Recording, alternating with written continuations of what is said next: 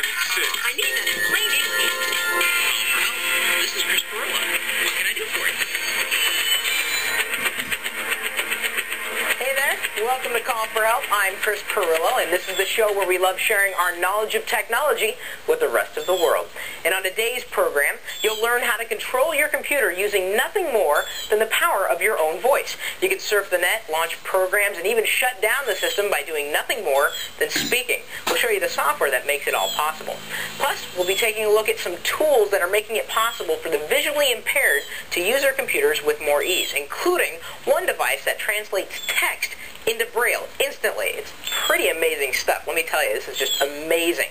Before we begin, let's have Kat open up the lines of communication for us so we can start taking your live calls. Let's do it, Chris. Well, we call this show Call for Help for a reason. It's because you have to call us for help.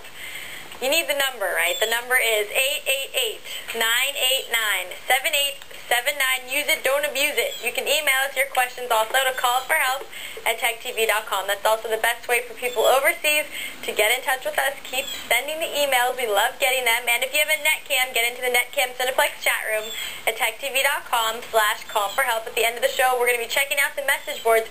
So go post, and we'll see what you guys have to say. Oh, of course, and they can email us too, callforhelp@techtv.com. Yes, I just said that. Oh, I'm sorry. That's okay. I was listening, I just want to make sure we said that. You know, when we hit the message boards, like, okay, let's just answer a live call, shall we, Kat? All right, let's do it, Chris. On the Intel Tech TV Netcam network, it's Peter from Tarpon Springs, Florida. Peter! Hello, Chris. How are you? I'm doing great. I understand you just got a digital camera. Yeah, I just did. How do you like it so far? It is great. It's a great little camera. Good. What can I help you with today, then? Well, if I go on vacation, there's no way, because I don't have access to a computer, that I'd be able to expand the memory in my camera. I was wondering whether there's a device that I could download from my camera to a portable memory device and take more pictures. Okay, so you've got a specific camera, and what was the model again?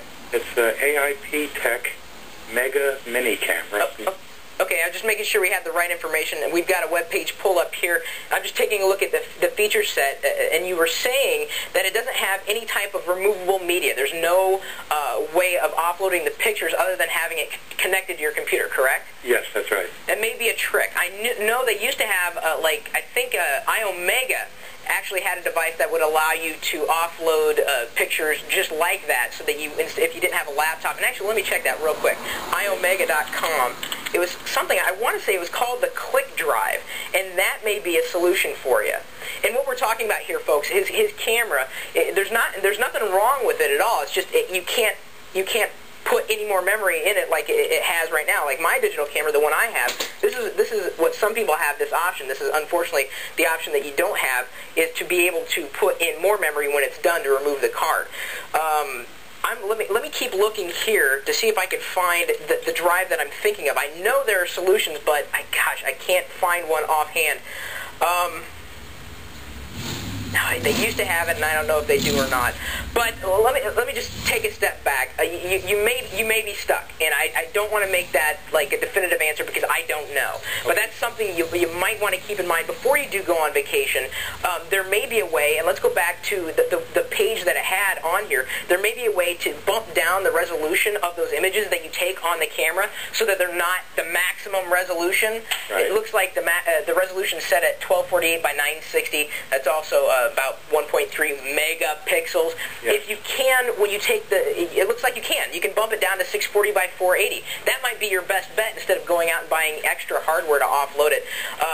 You can take up to 160 pictures with that one in particular. It's something to keep in mind when you go and buy a digital camera. If you want to take it out with you and you're not going to have access to a computer, you may just use that at home, and when it comes time to actually go on a trip, you may think about getting another one that allows you to have a removable media.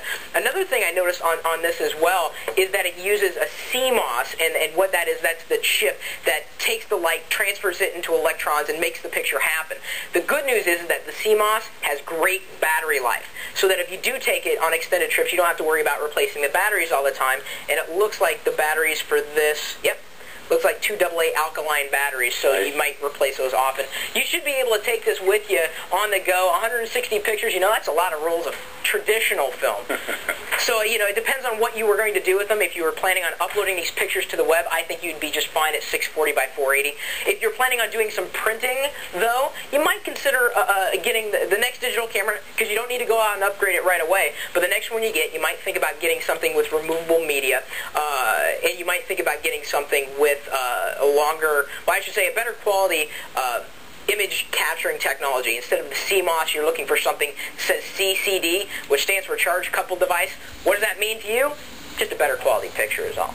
Okay. So, Peter, I'm sorry I don't have a definitive answer as far as can you get them off that, but what I'm going to ask for, Kat, could you please start a thread in our message boards under practical products to see if, I swear I'm not nuts, I swear iOmega had some hardware that would allow you to do just that, to take pictures off of a device and store them temporarily when you couldn't get them to a computer. Some other company may have one too, but I don't want to say yes or no without knowing, Peter.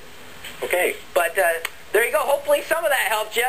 Oh, great. Thank you for your help. And I would actually be interested, Peter, if you could send me some of those pictures that you're taking with the camera. I'd love to see it. I'd love to see what it looks like. They're just beautiful. I mean, it works really, really well. Great. And that's what we like to hear. You made a great decision, Peter.